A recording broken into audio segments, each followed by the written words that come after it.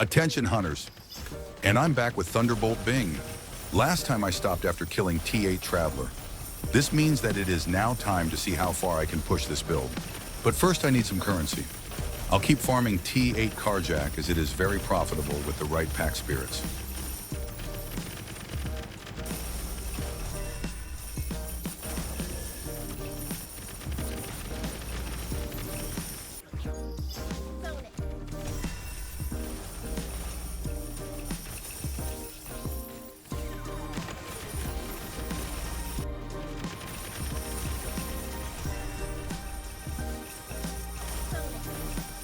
As you can see, the drops are not bad at all.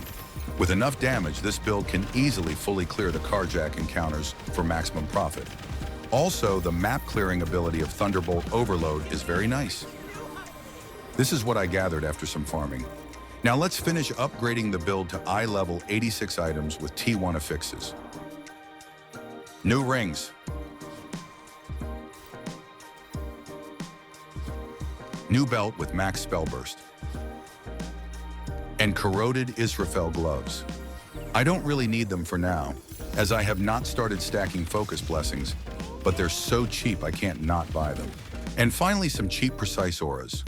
Those are often overlooked, but they give a nice damage boost for cheap, especially if you have some aura effect. Let's see the improvement at the dummy.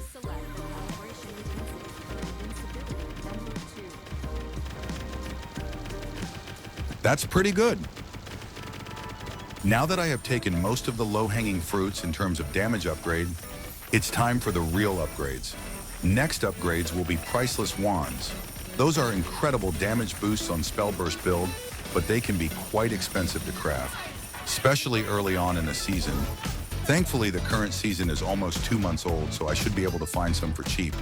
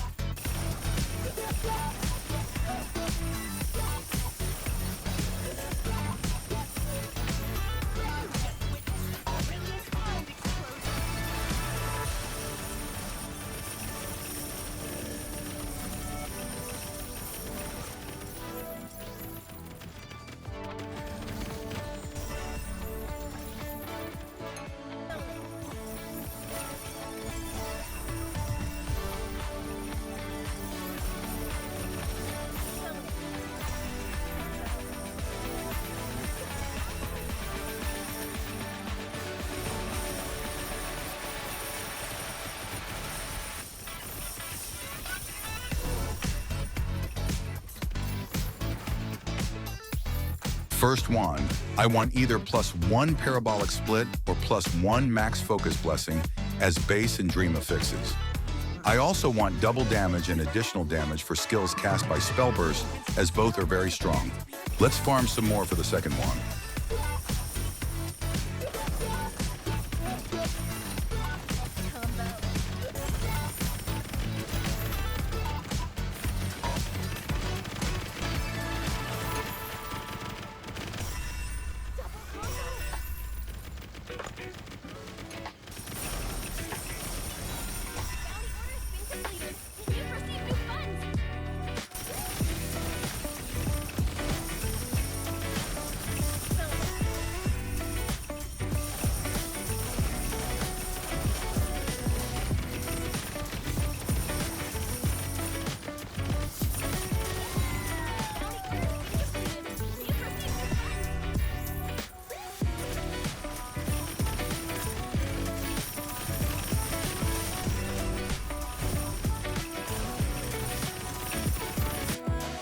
This should be enough.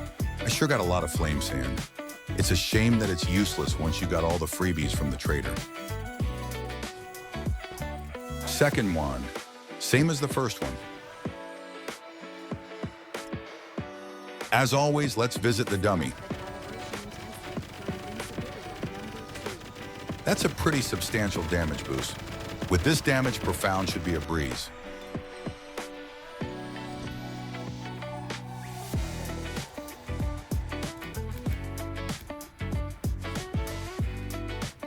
I'll use this map showcase to talk about the build. Thunderbolt Overload is one of my favorite skill in the game. It is fun to play and has many ways to scale its damage. One big downside, though, is the fact that dummy DP is not an accurate representation of a mapping scenario. During mapping, projectiles will be fired at different enemies, and the projectiles' explosions will not overlap, leading to significantly lower damage per target. For this reason, you need a higher DPS to farm Carjack with this build than you would typically expect. So, up until now, I mainly focused on getting more damage. However, as I got into Profound, I noticed that I started dying a lot. I don't particularly enjoy dying every map, so I'll do something about it. Please note that what is coming next is absolutely not necessary for this build. However, I wanted to try using Tainted Flesh in a build for a while now, and haven't had the opportunity to do it until this one. Tainted Flesh is a prism that converts all damage taken to erosion. As a downside, it reduces your erosion resistance by 70%. The good thing is that when you use it, you can ignore armor and elemental resistances and focus on getting erosion resistance and max resistance. With that objective in mind, let's continue the grind.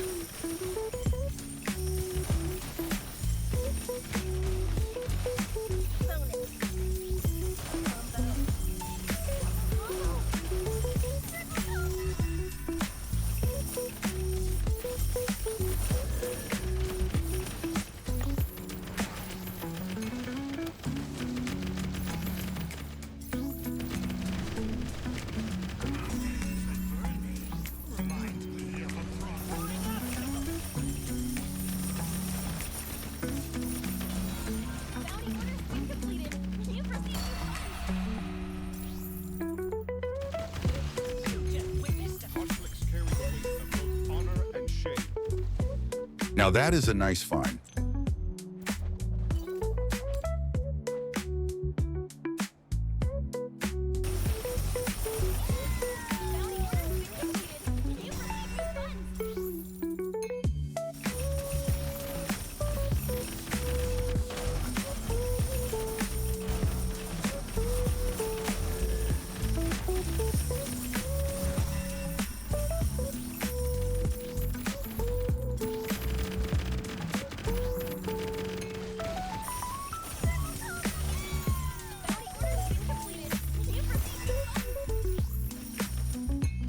I am getting tired of farming Carjack, so I'll try something else.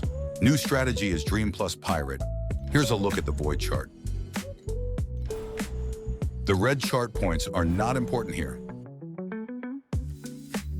The purple Pirate compasses are very cheap, so I'll use them.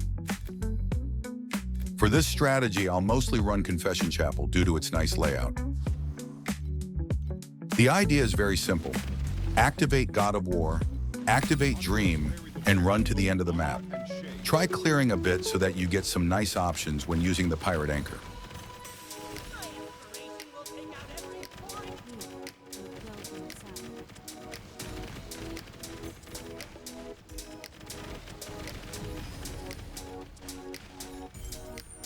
Once you have killed the boss, don't forget, activate the anchor.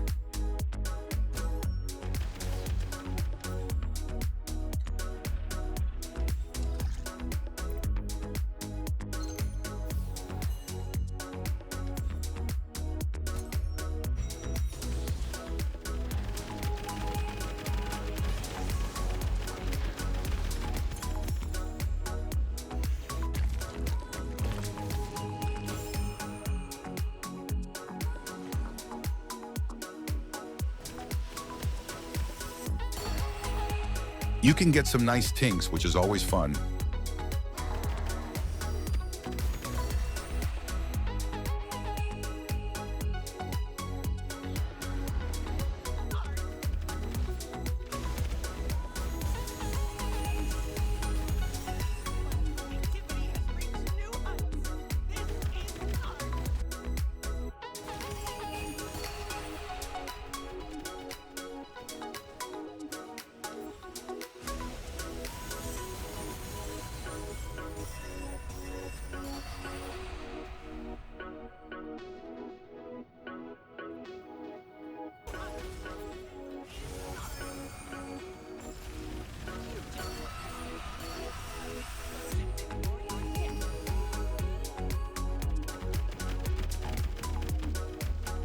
Okay, time to swap to an early Tainted flesh setup.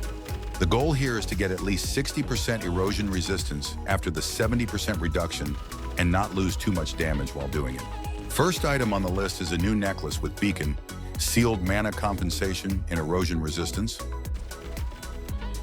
Next is a new chest armor with sealed mana compensation, projectile speed and erosion resistance.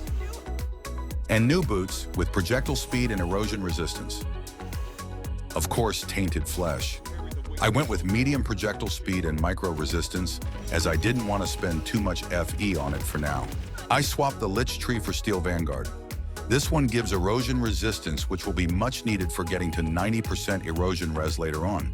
The loss of off the beaten track core talent is offset by the sealed mana compensation I got from the necklace and chest armor, so I can still activate 4 auras. And finally, I added a cheap inverse image to the Magister tree. This gives me a free max spell burst and some crit damage.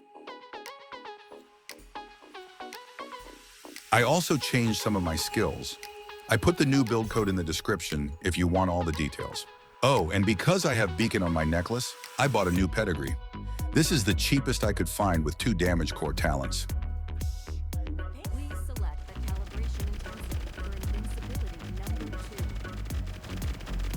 Oh, I expected a lot less damage. Well, this is a nice surprise. I am now capped for all resistances, which should increase my overall survivability.